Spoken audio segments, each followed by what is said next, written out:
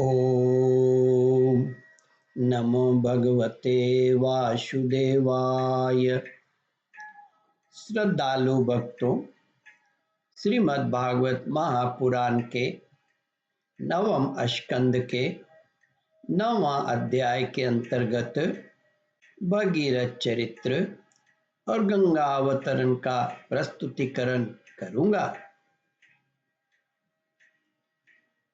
इसके पूर्व जहां तक आप कथा श्रवण कर चुके हैं उसके आगे का प्रस्तुतिकरण करता हूं। श्री सुखदेव जी कहते हैं, परीक्षित 12 वर्ष बीतने के बाद सौदा शाप से मुक्त हो गए। जब वे सहवास के लिए अपनी पत्नी के पास गए तब उसने इन्हें रोक दिया, क्योंकि उसे उस ब्राह्मणी के शाप का पता था। इसके बाद उन्होंने स्त्री सुख का बिल्कुल परित्याग ही कर दिया। इस प्रकार अपने कर्म के फलस्वरूप वे संतानहीन हो गए। तब वशिष्ठ जी ने उनके कहने से मुद्यंती को गर्भाधान कराया। मुद्यंती 7 वर्ष तक गर्भ धारण किए रही, परंतु बच्चा पैदा नहीं हुआ। तब वशिष्ठ जी ने पत्थर से उसके पेट पर आघात किया। इससे जो बालक हुआ वह अशम पत्थर की चोट से पैदा होने के कारण अश्मक कहलाया। अश्मक से मूलक का जन्म हुआ। जब परशुराम जी पृथ्वी को क्षत्रियहीन कर रहे थे तब स्त्रियों ने उसे छिपाकर रख लिया था। इसी से उसका एक नाम नारी कवच भी हुआ। उसे मूलक इसलिए कहते हैं कि वह पृथ्वी के क्षत्रियहीन हो जाने पर उस वंश का मूल प्रवर्तक बना। मूलक के पुत्र हुए दशरथ। दशरथ के एडवीड और एडवीड के राजा विश्वस्य हुए। दशरथ के एडवीड और एडवीड के राजा विश्वस्य के पुत्र ही चक्रवर्ती सम्राट खटवांग हुए। युद्ध में उन्हें कोई जीत नहीं सकता था। उन्होंने देवताओं की प्रार्थना से दैत्यों का वध किया। जब उन्हें देवताओं से यह मालूम हुआ कि अब मेरी आयु 2 ही घड़ी बाकी है, तब वे अपनी राजधानी लौट आए और अपने मन को उन्होंने भगवान में लगा दिया। वे मन ही मन सोचने लगे कि मेरे कुल के इष्ट देवता ब्राह्मण हैं, उनसे बढ़कर मेरा प्रेम अपने प्राणों पर भी नहीं है। पत्नी, पुत्र, लक्ष्मी, राज्य और पृथ्वी भी मुझे उतनी प्यारी नहीं लगती।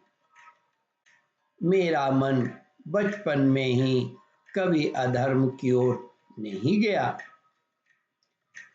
मैंने पवित्र कीर्ति भगवान के अतिरिक्त और कोई भी वस्तु कहीं नहीं देखी। तीनों लोकों के स्वामी देवताओं ने मुझे मुंह मांगा वर देने को कहा, परंतु मैंने उन भोगों की लालसा बिल्कुल नहीं की, क्योंकि समस्त प्राणियों के जीवनदाता श्री हरि की भावना में मैं मग्न हो रहा था।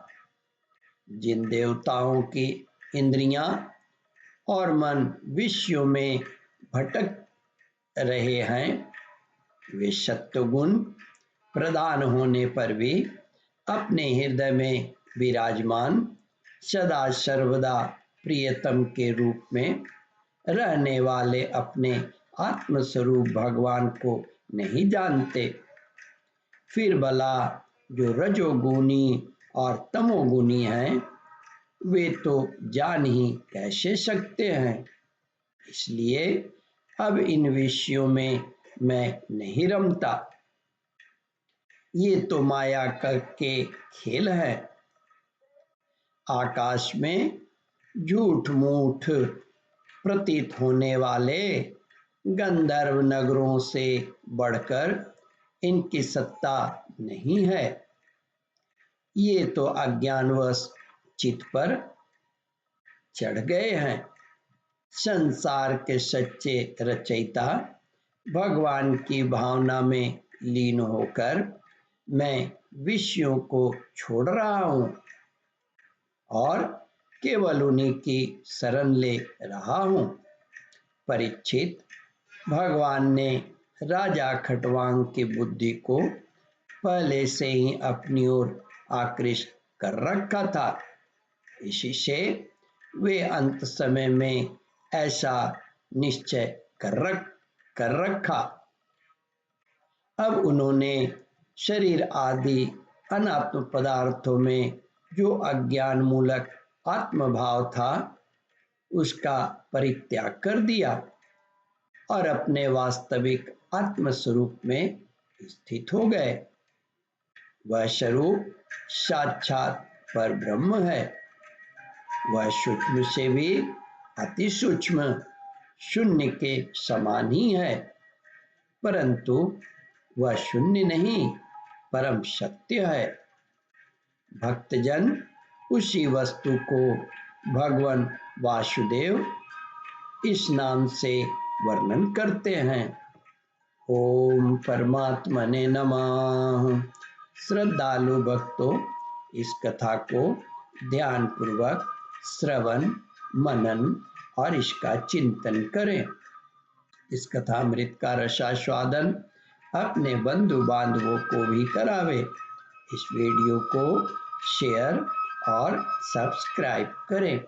ओम परमात्मने नमः।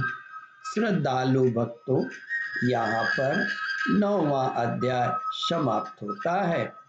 इसके आगे 10वां अध्याय प्रारंभ करूँगा। ओम नमो भगवते वासुदेवाय।